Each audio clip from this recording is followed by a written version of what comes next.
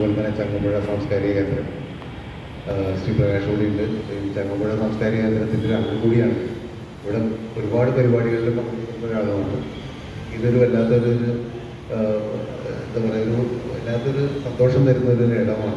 നമുക്ക് എല്ലാവർക്കും അറിയാം ചങ്ങമ്പുഴയുടെ ഓർമ്മകൾ ഇന്നും നമുക്ക് ജനറലി പറയുകയാണെങ്കിൽ ഈ സാംസ്കാരികമായിട്ടുള്ള സ്ഥലങ്ങൾ ഇടങ്ങളിൽ നഷ്ടപ്പെട്ടുകൊണ്ടിരിക്കുന്ന ഒരു കാലഘട്ടത്തിൽ പുതിയ തലമുറ ഈ സോഷ്യൽ മീഡിയയിലേക്ക് മാറിയൊരു കാലഘട്ടത്തിൽ ഇത്തരം വൈകുന്നേരങ്ങളിലെ കൂടിച്ചേരലുകൾ എന്ന് പറയുന്നത് അതൊരു ഗൃഹാതുരത്വം. ആ ഗൃഹാതുരത്വം ഏറ്റവും മധുരതരവുമാണ്. ഇവിടെ പലരും പ്രസംഗിച്ചപ്പോൾ പറഞ്ഞ മാതിരി ഗൃഹാതുരത്വം, മലയാളിയുടെ ഗൃഹാതുരത്വത്തിൽ ഏറ്റവും പ്രധാനപ്പെട്ട കാര്യമാണ് ഇങ്ങനെ ഈ പൊതു ഇടങ്ങളിൽ ഒത്തുകൂടുക എന്നുള്ളത്. ഓരോ തലമുറകൾ പണ്ട് ഗ്രാമങ്ങളിലൊക്കെ ഈ കരിങ്കുകളിലും മൈതാനങ്ങളിലും ഒക്കെ തന്നെ ഒത്തുകൂടുന്ന ഒരു തലമുറയുണ്ടായിരുന്നു.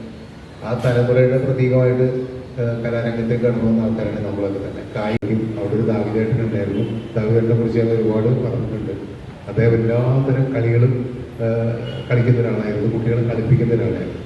അത് കഴിഞ്ഞ് അദ്ദേഹത്തിന് ഒരു ലൈബ്രറി ഉണ്ടായിരുന്നു ഞങ്ങളുടെ നാട്ടിൽ. ആ ലൈബ്രറിയിലായിരുന്നു എനിക്ക് ആദ്യം പുസ്തകം എടുത്തു തന്നത് അദ്ദേഹമാണ്. വൈകുമോഷണത്തിൻ്റെ എൻ്റെ പാപ്പക്കരായിട്ടുള്ള പുസ്തകം എടുത്തുള്ള അദ്ദേഹം വായിക്കാൻ പറഞ്ഞു. പിന്നെ ഒരുപാട് പുസ്തകങ്ങൾ വായിക്കാൻ എന്നെ പ്രേരിപ്പിച്ച് ഈ ദാവിദേട്ടനാണ്. പോയി കഴിഞ്ഞാൽ ഇതുപോലുള്ളൊരു ദാവിദേട്ടന്മാരെ നമുക്ക് കാണാൻ കഴിയും, ഇതുപോലുള്ള മനുഷ്യരെ കാണാൻ കഴിയും. അത്തരം പൊതുവിടങ്ങൾ നമുക്ക് നഷ്ടപ്പെട്ടു എന്നുള്ളത് തന്നെയാണ് ഈ ഗൃഹാതുരത്വം മലയാളിയെ സംബന്ധിച്ചോളം. ഇന്ന് നമ്മൾ പുതിയ തലമുറയുടെ ഗൃഹാതുരത്വത്തെ എനിക്ക് പറഞ്ഞു കഴിഞ്ഞാൽ ഇംഗ്ലീഷ് ലെവലിൽ നൊസ്റ്റു എന്ന് പറഞ്ഞിട്ട് പരിഹസിക്കുന്ന രീതിയിലാണ് അതിനെ കാണുന്നത്. അപ്പോൾ എത്രമാത്രം ഈ ഗൃഹാതുരത്വം ഇന്നത്തെ സിനിമയുടെ ആവശ്യമുണ്ടെന്ന് ചോദിച്ചു കഴിഞ്ഞാൽ ഇംഗ്ലീഷെ കാണുന്ന മറ്റു വാക്കുകൾ അത് പറയാൻ പറ്റുള്ളൂ. അപ്പോൾ ഇന്ന് നമ്മുടെ പഴയ സിനിമകൾ ഒക്കെ കാണുമ്പോൾ ഈ ഗൃഹാതുരത്വം എന്ന് പറയുന്നത് മറ്റൊരു അർത്ഥത്തിലാണ് കാണുന്നത്. അത് പക്ഷേ എൻ്റെ വളരെയധികം രസകരമായിട്ട് എനിക്ക് തോന്നിയിട്ടുണ്ട്. അതുകൊണ്ട് പറഞ്ഞിട്ട് ഞാൻ ഈ ചോദ്യത്തിലേക്ക് വരാം. അതായത് ഈ റീൽസിലൊക്കെ കാണുമ്പോൾ അന്ന് ഷൂട്ട് ചെയ്ത്, ഇപ്പം ഞങ്ങളുടെയൊക്കെ പലരുടെയും പടങ്ങൾ അന്ന് ഷൂട്ട് ചെയ്ത് ആ സിനിമയുടെ ഒരു വിഷ്വലെ കാണിച്ചിട്ട് ഇന്ന് ആ സ്ഥലം ഇങ്ങനെയാണെന്നൊക്കെ പറഞ്ഞിട്ട് കാണിക്കുന്ന ഒരു സംഭവമുണ്ട്. പല സിനിമകളിൽ നമ്മൾ എൻ്റെ പല സിനിമകളും എൻ്റെ നാടിനെ കുറിച്ച് പറഞ്ഞു. കൊടുങ്ങല്ലൂരിൽ പാവമാരാജന്മാരെന്ന് പറഞ്ഞ സിനിമ ഷൂട്ട് ചെയ്തു.